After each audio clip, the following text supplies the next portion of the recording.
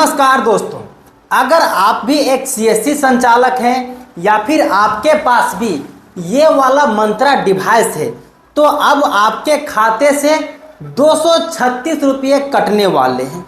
क्यों कटने वाले हैं दोस्तों? क्योंकि अब L1 डिवाइस में रिचार्ज करना पड़ रहा है और जिसकी कॉस्ट 236 रुपये पड़ है।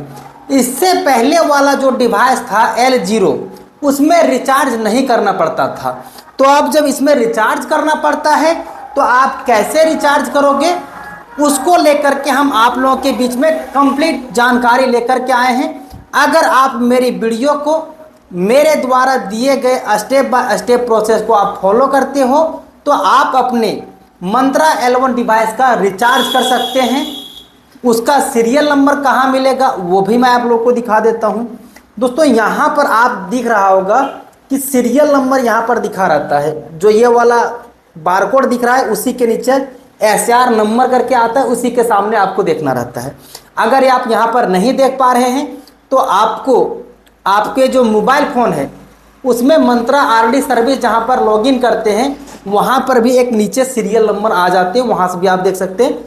बट वहाँ आपको जाने की ज़रूरत नहीं, यहाँ के सीरियल नंबर से आपका काम हो जाएगा।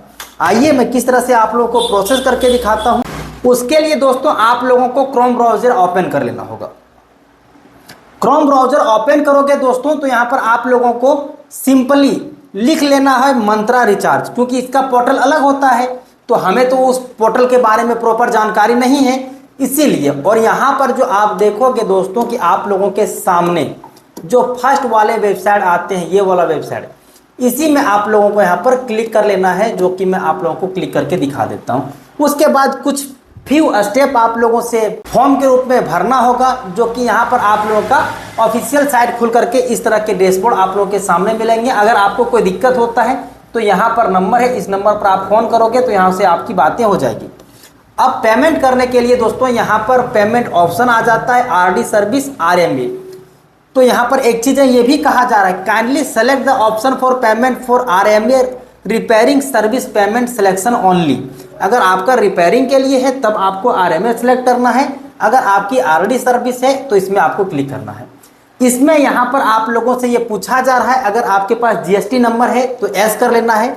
अगर आपके पास GST नंबर डालोगे दोस्तों तो आपका जो 18% GST कटेंगे वो आपका यहाँ पर रिफंड होकर के आ जाएंगे। लेकिन मेरे केस में क्या है, GST नंबर नहीं है, इसलिए हम यहाँ पर इसको नो कर लेते हैं। अब यहाँ पर आप लोगों से कंपनी नाम पूछा जा रहा है, तो कंपनी नाम में आप अपना दुकान का नाम डाल सकते हैं या फिर आप अपने यूट्यूब का, जैसा कि मैं आप लोगों के सामने SGS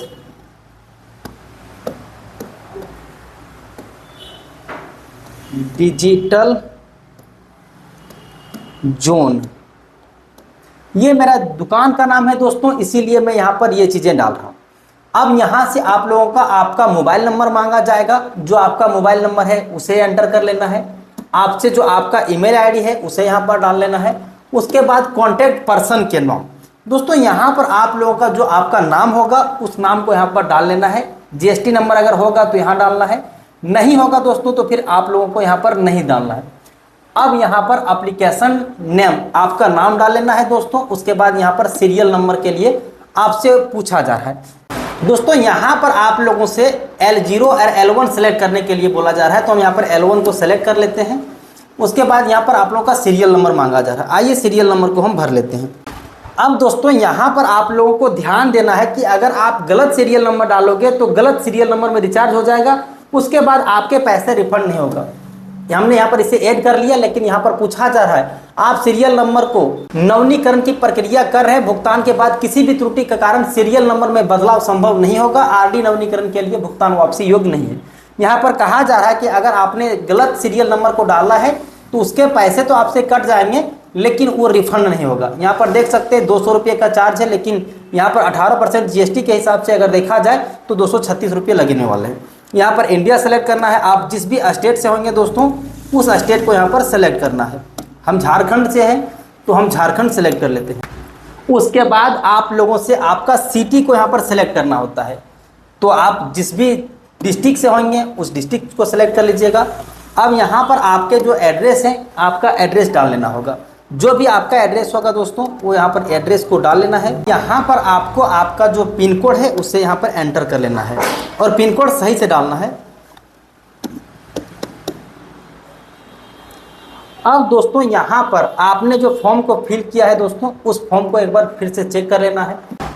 दोस्तों यहाँ पर फाइनली चेकबॉक्स को आपको क्लिक कर लेना है। यहाँ पर आप लोगों का कंपनी नाम मतलब दुकान का नाम, मोबाइल नंबर, ईमेल आईडी, अपना नाम, यहाँ पर भी अपना नाम, यहाँ पर आपका जो डिवाइस होगा L1 वो सेलेक्ट कर लेना है। यहाँ पर सीरियल नंबर डाल लेना है। उसके बाद ये जो कॉलम है ऑटोमेटिक सेलेक्ट होकर के आ जाएगा। उसके बाद आपको स्टेट सेलेक्ट करना है, डिस्ट्रिक्ट सेलेक्ट करना है, आपका अपना एड्रेस डालना है, RD सर्विस, उसके बाद आपका जो पिन कोड है वो, उसके बाद यहाँ पर पे नाउ पर क्लिक करना है। पे नाउ पर क्लिक करने के बाद आपके सामने यहाँ पर टर्म यूज आ जाएंगे। इसको अगर आप पढ़ोगे तो भी ठीक है, अदर केस में अगर आप नहीं भी पढ़ोगे तो कोई दिक्कत नहीं। आपको इस चेकबॉक्स पर क्लिक करके आई एक्सेप्ट कर क्लिक करना है।